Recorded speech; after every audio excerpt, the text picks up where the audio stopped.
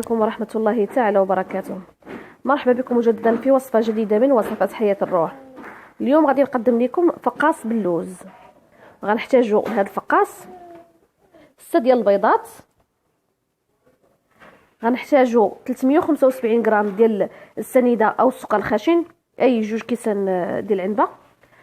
غنحتاجوا 250 ملل ديال الزيت، اي 2 كيسان ديال العنبه. غادي نحتاجوا 125 غرام ديال الجلجلان او السمسم. غادي نحتاجوا 125 غرام ديال اللوز اللي رقدناه في الماء تقريبا واحد ساعه المكانه. غنحتاجوا 50 غرام ديال حبه الحلاوه اولا 2 معالق كبار. غنحتاجوا 50 غرام ديال النافع اي اليانسون اولا 2 معالق كبار. غنحتاجوا 2 ديال الخمارات ديال الحلوى البيكن باودر. وغنحتاجوا 2 ديال الالزا ديال الزهر. غنحتاجوا واحد القبيصه ديال الملح. وغنحتاجوا الدقيق الابيض على حسب الخليط. غناخذوا الاناء ديالنا اللي غادي نعجنوا فيه الفقاص اولا قصريه بحال هكا. غادي نهرسوا البيض ديالنا، ناخذوا البيض ديالنا نهرسوه 6 البيضات كما ذكرت قبل.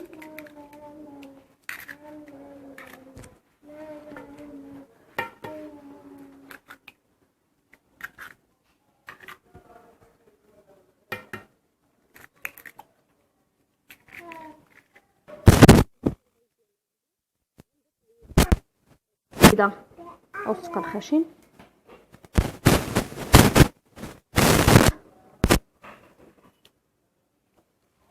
غنضيف ليه قبيصه ديال الملح، قبيصه صغيره يعني هكذا، ونخلطوا المكونات. خلطوا مزيان حتى ينسجموا مع بعض.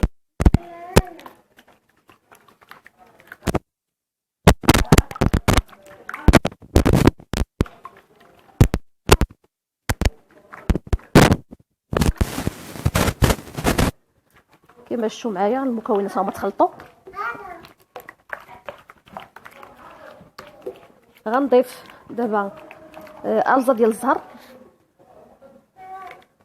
وغنضيف كذلك الخمارات ديالنا 2 ديال الخمارات.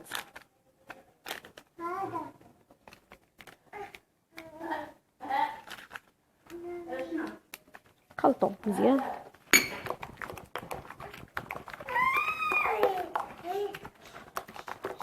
نضيفوا جلجلان، نضيفوا حبه الحلاوه، نضيفوا كذلك النافع،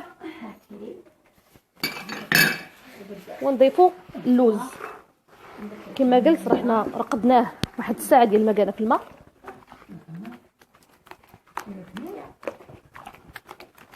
ينسجم لنا الخليط ونضيفوا ليه الدقيق.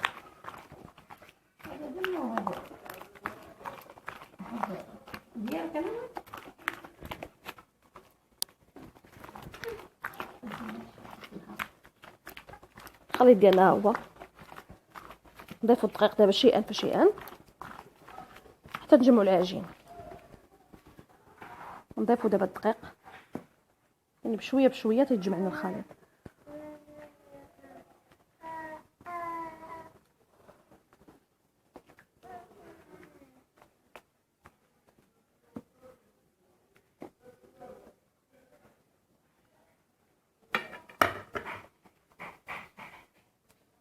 نبقاو نجمعوه هكا بشويه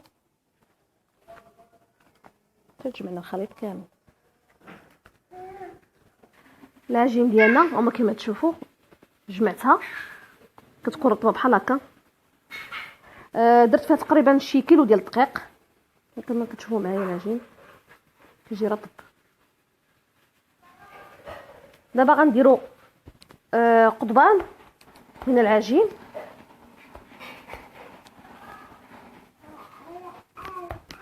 على هذا الشكل، قضبان طويله.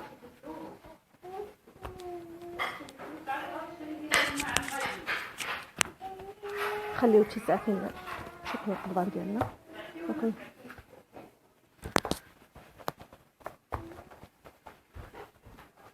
على هذا الشكل كما كتشوفوا معايا.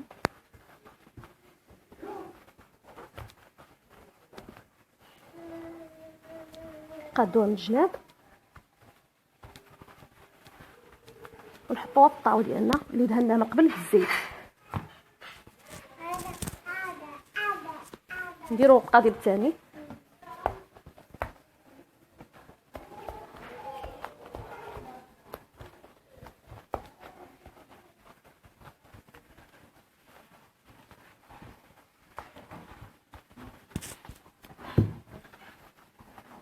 نستمروا هكا حتى نكملوا العجين كامل.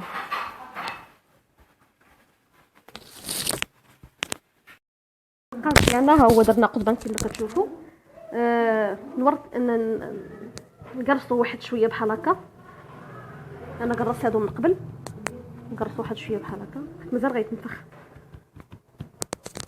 غادي ناخذوا قليل من الحليب والكاكاو. انا نسيت في الاول ما قلت مع المقادير. نحركوهم. اللي ما عندهاش الحليب ماشي مشكل، ممكن تستعمل الماء مع الكاكاو.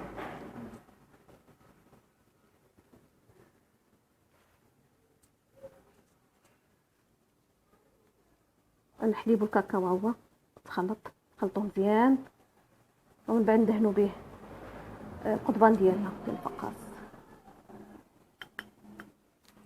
كما كتشوفوا معايا.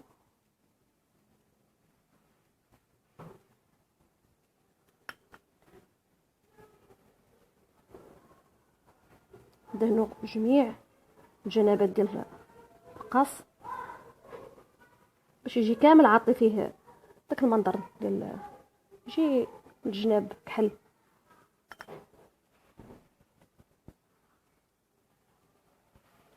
انا غندهن الفقاص كامل ديالي ومن بعد ندير لي شي زواقه هكا بالفورشيط كما كتشوفوا معايا. بغيتو تخليوه بلا زواقه يعني لكم الاختيار كما كتشوفوا معايا. من الجناب ندير القضيب الثاني، شوفوا معايا.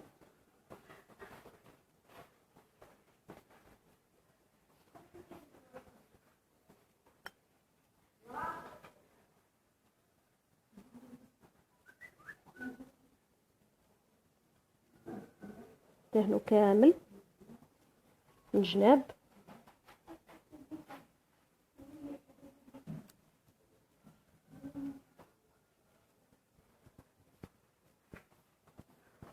ونزوقوه بالفرشيط.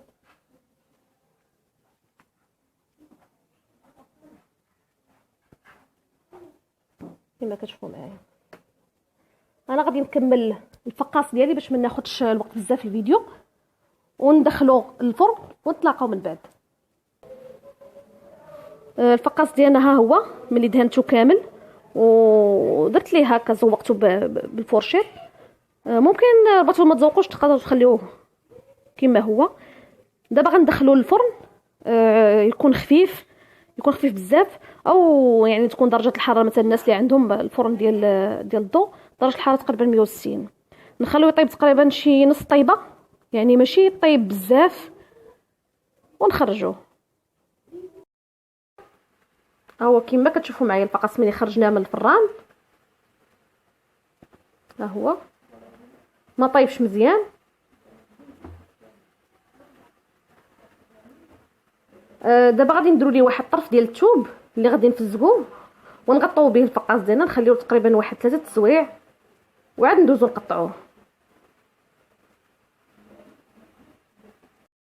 الفقاص ديالنا ها هو من بعد ملي قطعته كما كتشوفوا معايا. الصراحه انا صورت الفيديو ديال التقطاع، ولكن للاسف تمسح ليا من التليفون ديالي. هانتو قطعته رقيق كما كتشوفوا معايا. قطعته بهذا الموس اللي كنصحكم كاملين انك تستعملوه.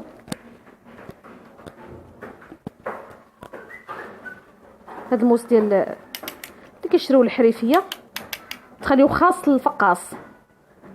هذا ما كيخليش الفقاص يتهرس لكم، واخا يكون كارم مع الطياب.